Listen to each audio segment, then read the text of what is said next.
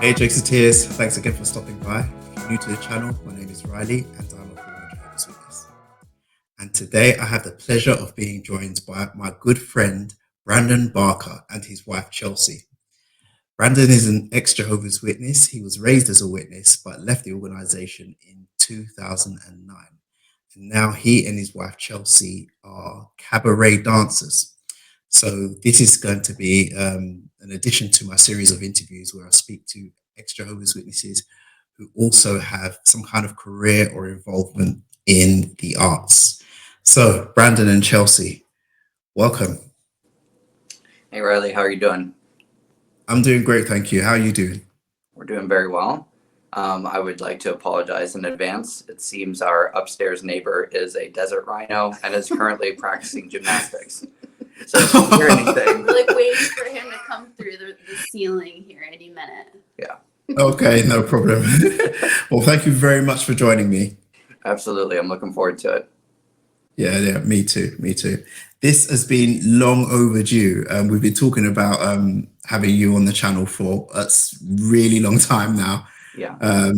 Sorry it's taken so long, but I'm glad it's finally happened. Well, I'll admit I was a little offended when you said you were going to be working with artists, and the first person you didn't think of was me. I mean, he cried that night. Yeah, a little bit. Like, Riley, oh no, I'm so sorry.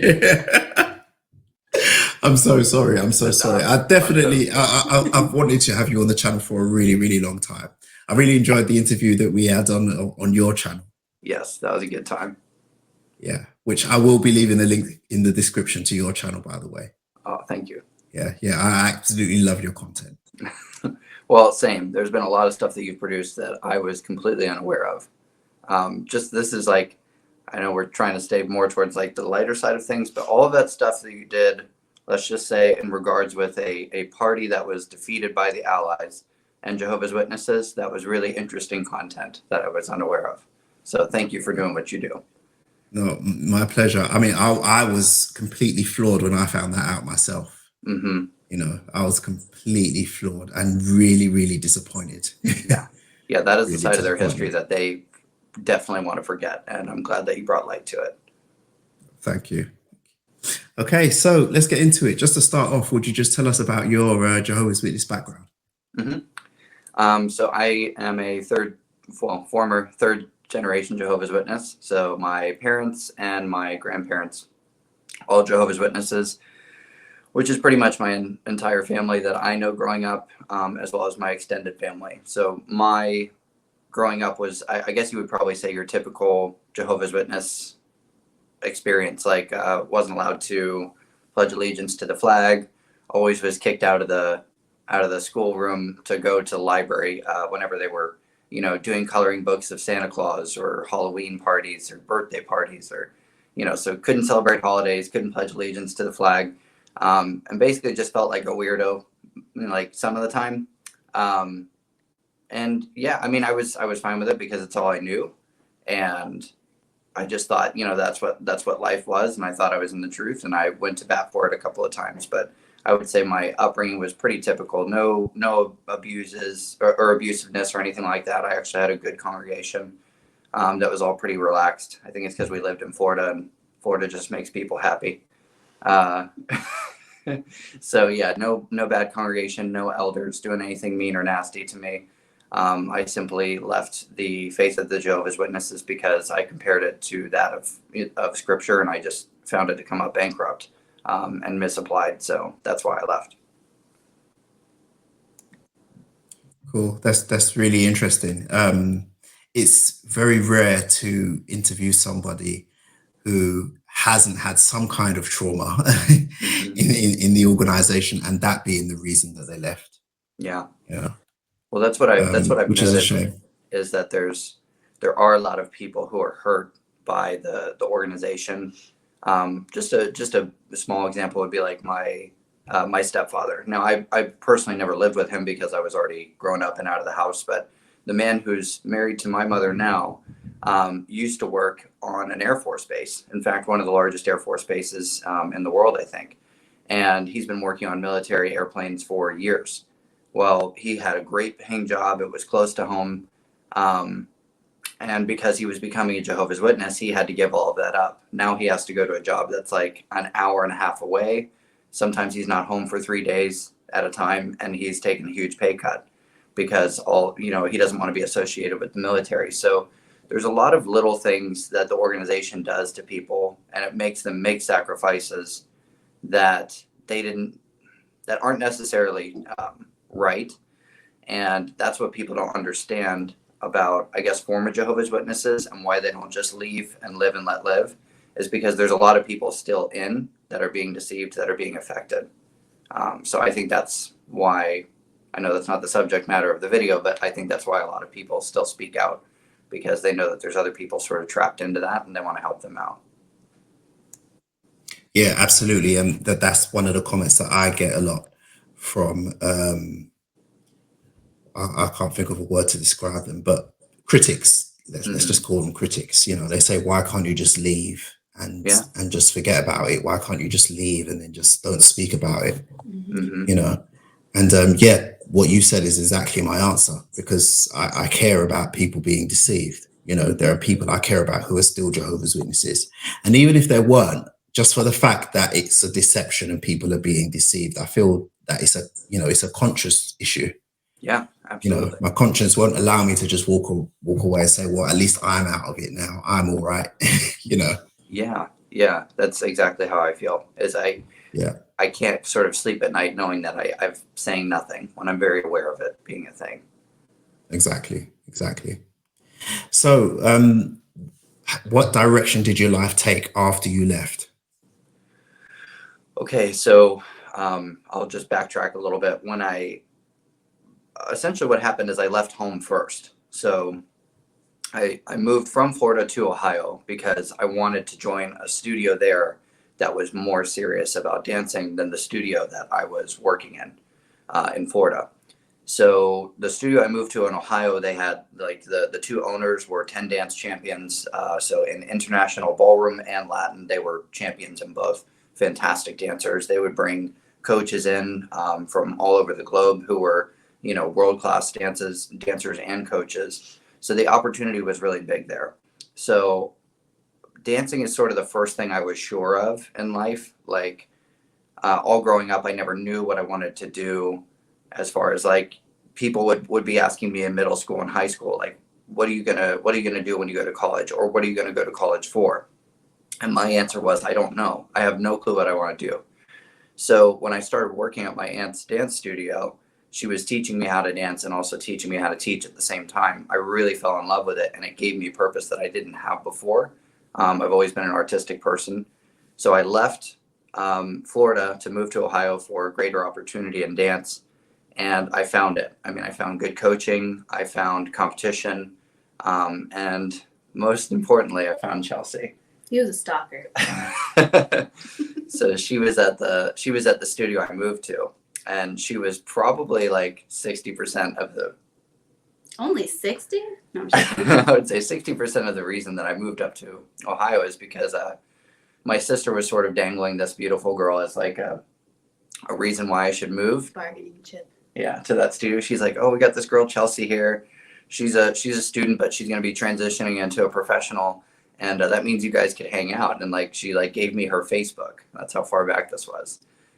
Like the cave paintings of Facebook. Searching me on. No, I think it was MySpace. You were like. It was MySpace. Yeah. Yeah. Oh, wow. That's really going back. Blast from the past. Yeah. So I was creeping on her MySpace. And I was just looking at all the things that we had in common. So I would say I moved up for opportunity, and I also moved because I thought she was beautiful and I wanted to make her mine. Mm-hmm. And it worked. So that's kind of in a nutshell why I left home. And I think because I was so focused on career, I wasn't focused at all on going to the Kingdom Hall. Like I had every intention of going to Ohio, finding a congregation and going. But when I got there, I was so busy doing my craft that I had no energy or desire to go to the Kingdom Hall, which is weird because I was pretty devout before.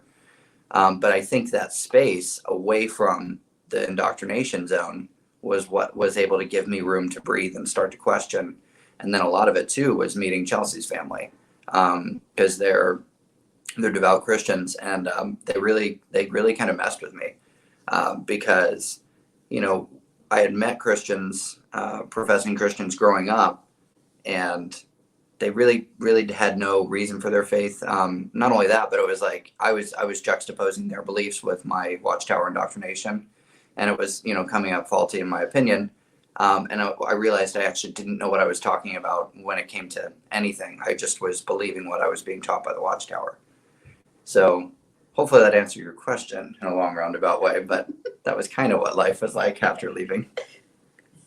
Yes, it does. Thank you. And I'm so glad for what you said about having that time away. It gave you the space to start questioning some of the things that you were learning, because that is one of the things that really solidifies in my mind that it is a deception, that it's false, and that it's a cult, because the truth doesn't need to be constantly reinforced. You know, if you need to constantly reinforce an idea, because if you didn't, it wouldn't stick, it's probably because the idea isn't true. Right. Yeah. You know, and I hear this a lot from a lot of ExJWs. They first started questioning when they were for a period either away or in a foreign language congregation because they couldn't actually understand what was going on, so their mind wandered. Right. You know, things like that. So I'm really pleased to hear you say that. Well, I think if we can find one of the silver linings of all of the shutdowns and Zoom meetings and all of this other stuff of the last 2 years, I would say, because there's many silver linings. I know things were bad, but one of the silver linings was getting people separated, sitting in their own homes. They're on a Zoom call. Half of their body is wearing dress clothes. The other half is in boxers, thinking, what am I doing with my life? And then they turn their screen black. They're still listening to audio, but then they're looking up stuff online over here. You know what I mean? Like, Exactly. I think that separation, that was a huge blessing, because I'm wondering how many people are either physically in, mentally out, or both, physically out and mentally out because of that. Yeah, absolutely. I'm sure there are thousands. Yeah. So Definitely. that's a good thing. It is a good thing. Yeah.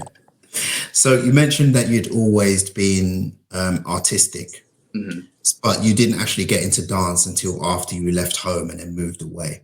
What kind of other artistic interests did you have before that? So actually, I mean, this all still relates back to the Kingdom Hall. Like when I was younger, that was how I paid attention. And thankfully, my mom was either too tired or she was very intuitive, right? So she picked up on the fact that I would pay attention at the Kingdom Hall if she would give me a notepad and a pencil. And most of like, she still has drawings that I've done when I was younger of like Daniel in the lion's den. So, you know, it's like a little skinny Daniel, and there's like this beam of light coming, and there's all these little bones everywhere. And like, she's given me scanned copies of these very early drawings, and it was almost always what I was hearing up on the podium. So thankfully, she didn't squash that. Excuse me. Thankfully, she didn't squash that and sort of, you know, rip the pad out of my hands and be like, no, you have to pay attention. Probably because I was 4 out of 5 kids. And as long as the kids were being quiet, she was happy. So I think it was like the perfect storm of circumstances. But I have always loved to draw from the time that I could hold a drawing utensil. So it could be comic book characters, or like lately I've been doing a bit of anime and then going back to Western comic book style. And then I've explored with colored pencils and watercolor. And so really just different mediums of drawing or painting. And in fact, at one point I wanted to be an artist at Bethel because I loved the artwork in the Red Revelation book. Do you remember that one? Oh yeah, that infamous book. We studied that at the book study so many times. Yeah. And what's funny to me is like I've heard former Jehovah's Witnesses talk about how the artwork in that book scared them and they would have nightmares about it. And I was the complete opposite. I was like, I love this artwork. You know what I mean? Like it inspired me. So I don't know, maybe that says something about my character. But yeah, I thought the artwork was so cool and I wanted to go up to Bethel and be an artist. I didn't know then it was an unpaid position. So You're been working for free. Yeah, exactly. Your payment is exposure. I'm doing it all for Jehovah.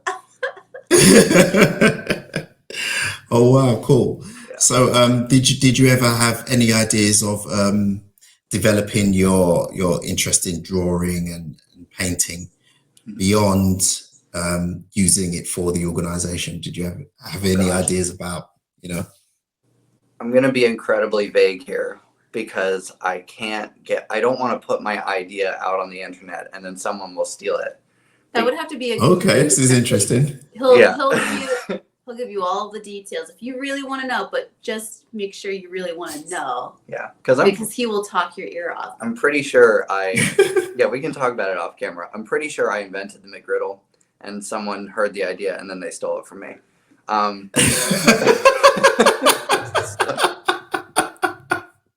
So I have a comic book idea that I think is phenomenal. I think it's incredible. So it's pretty good, I'm not gonna lie. Like it started off as a joke, where I just basically said, I was saying this about a coworker that was really, really hard to work with, and they were just one of the worst people that I've ever met. And I said, it would just, oh gosh, this sounds terrible when you say it out loud, but it is the inspiration. It's the truth though, that's you. So yeah. I said, I just wish that when this person was walking out to the car, someone would just run up in a hoodie and just kick them in the crotch, like as hard as they could, and then just run away with no explanation. They don't rob them. They don't do anything else. Just one swift kick to the crotch. Not me, random do-gooder. And then that person just doesn't know why. And I think that will drive them crazy and make them be a better person. Because they're like, I don't know why this happened to me, but maybe if I change, it won't happen again, right? And that actually was the origins of a comic book idea that I had. And that's really as far as I can go. But all I will say is I pulled inspiration from a couple of popular video game storylines. And I think I'm going to throw as many, gosh, what do I want to say? Historical events. As many historical events into this comic as possible. And I'm going to basically through the lens of my experiences. That's my idea. Vague idea. Look at Riley. He's like, am I here right now? I am absolutely intrigued. I am really, really intrigued. I definitely want to hear about it off camera. Yeah, like I said, off camera, I'll show you a couple of photos because I've got the characters drawn and everything. Wow. And while you were a Jehovah's Witness child and you were interested in drawing like comic books and things like that, did you ever encounter any resistance or opposition from either your parents or from the congregation about that interest? I think probably the typical stuff. It wasn't really, I think maybe the pushback was not so much on art, but more on like what you were consuming. So I know there was a period of time where there was certain Disney movies that the parents would have an objection to, but then they would just get tired and okay, watch it anyways. You know what I mean? Like my family was very good at like being devout Jehovah's Witnesses in front of other Jehovah's Witnesses, but then being very worldly, kind of at home. You know what I mean? Like they definitely lived double lives and they taught us how to do that as well. So I would say that there was moments where they would get sort of controlling over certain types of Disney movies and then they'd relax that. I know that I'm trying to think of another example of like sort of like media that we would consume that had more of an art. Didn't you get pushback for doing capoeira? Oh, okay. Yeah. So, you and me talked about this before, Riley. So this isn't artsy in the sense of like drawing or anything, but martial arts. I had a really, yes. okay. This is a funny story. I'm going to try and go through it really quick. Prepare yourself. You've heard it 3,000 times. Yeah. Okay. He's like an old man. He's like an 80-year-old who just keeps telling the same stories over and over. I'm subject to hearing it. I could tell it as if it was happening to me. It gets a little more extravagant each time. Yes. Okay. So martial arts. We were not allowed to learn martial arts. So what ended up happening was, instead of me sneaking behind my mom's back, because my parents were split at the time, so I was living with my mom, she actually didn't have a problem with it. It was other Jehovah's Witnesses who would have had a problem. So I was hiding it from my boss, who at the time was also my aunt. And so I couldn't tell her where I was going. I'd have to like leave work early and I'd have to come up with some excuse to do that. And it wasn't to go and do drugs or go and hook up with a girl. It was, I wanted to go and practice capoeira, which is a Brazilian martial arts. And it really tied into dancing at the time. So that's why I was so fascinated with it. So when she figured out, gosh, this really does relate to art. When she figured out that I was practicing capoeira, a martial arts, and she found a drawing of a cross in my locker at work. Now, the cross was not for me. My friend said, hey, I want to get a tattoo of a cross on the top of my shoulder. Can you draw me one? And they knew that I knew how to draw. So, of course, as Jehovah's Witnesses, the cross is like the mark of the beast to us. You know, like we can't see it, taste it, or touch it, you know. So, but I didn't care. I was just drawing a tattoo idea for my friend. So she found 2 lines of evidence against me, and she was going to go to the elders. So she heard I was practicing capoeira and then found that cross drawing in my locker.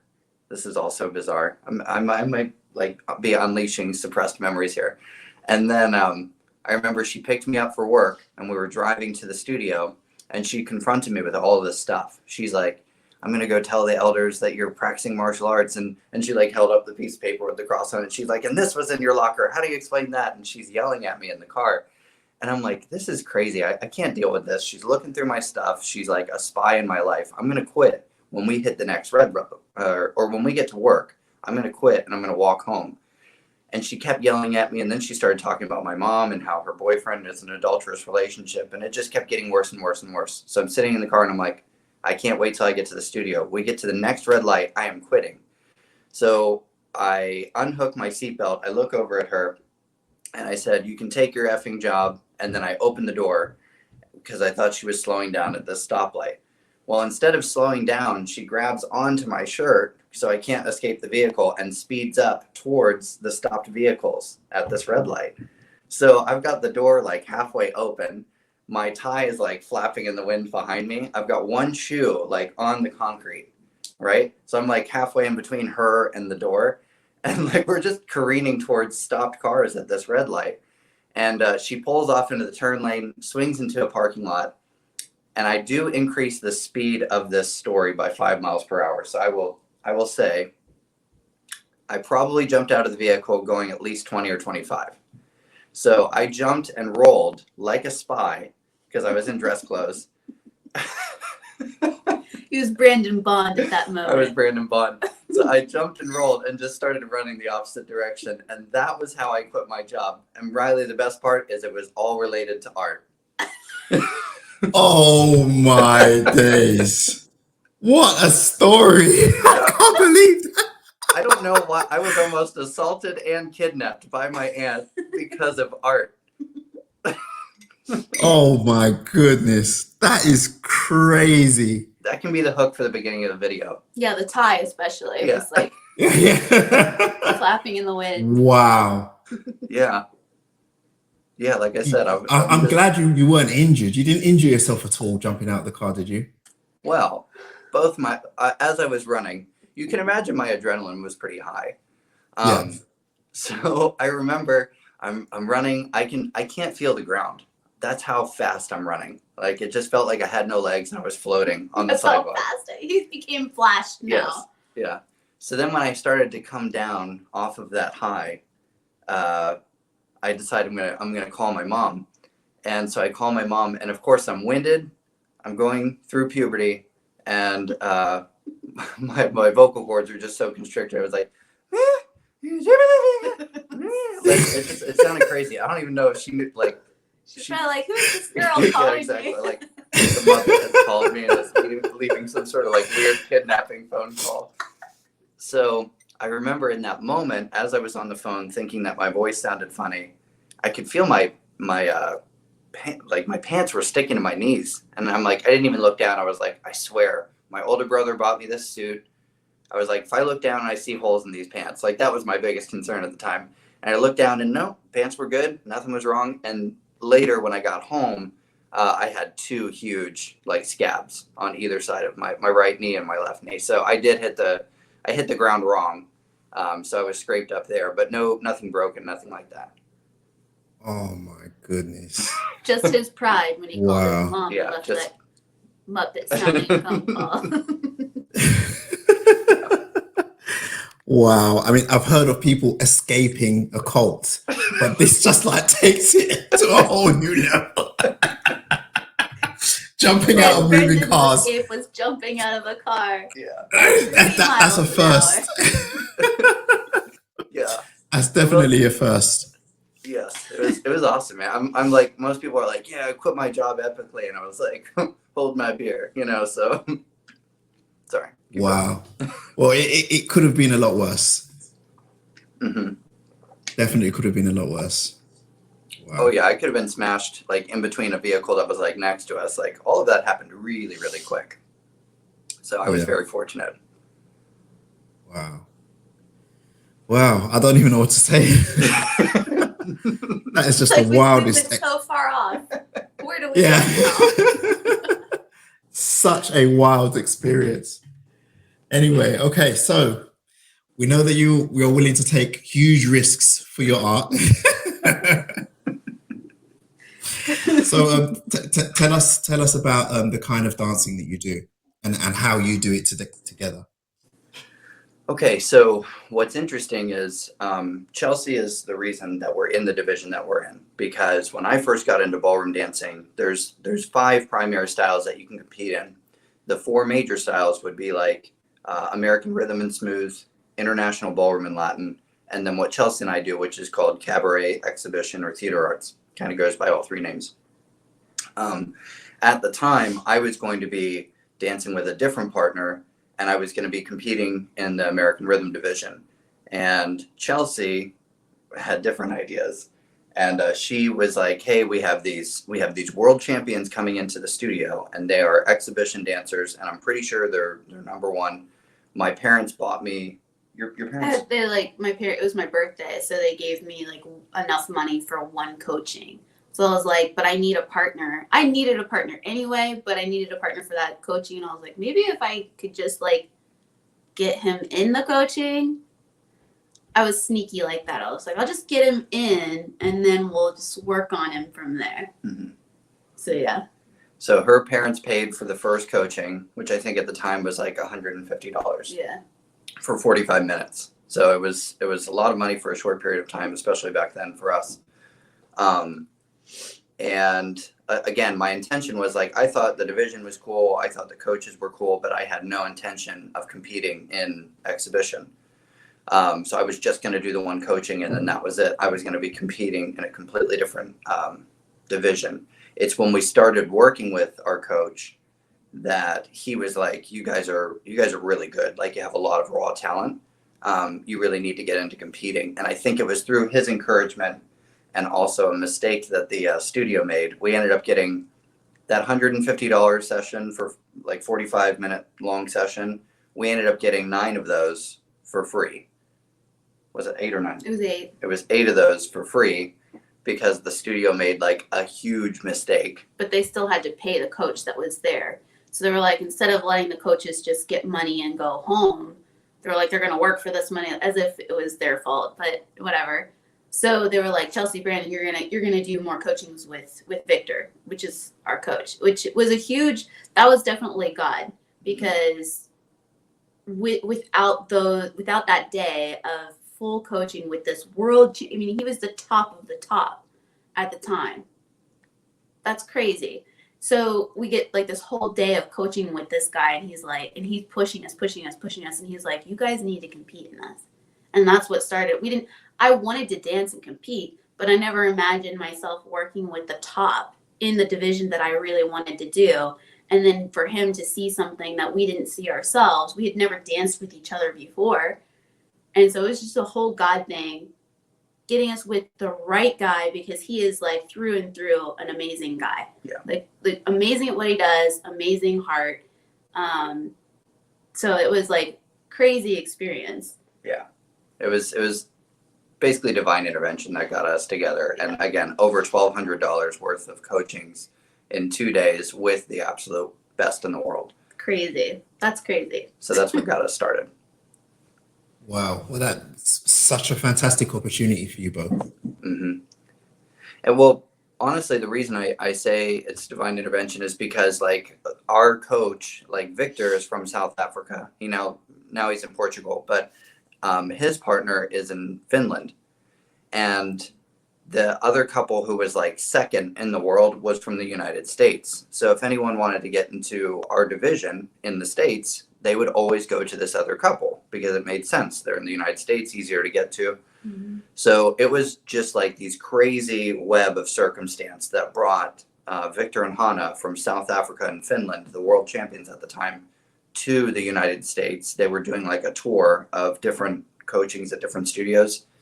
And then, like I said, we had the mistake that the studio made, and that's what got us started, essentially. And now we have our world titles, and then just the different opportunities that have come through dancing. From that one day. Yeah. Wow, that's amazing. And do you find that your dancing has any kind of therapeutic effect for you, particularly with regards to your experience of being a Jehovah's Witness and now an ex-Jehovah's Witness? Yeah, I would say because I didn't experience any sort of pushback. Like I said, our congregation was pretty relaxed.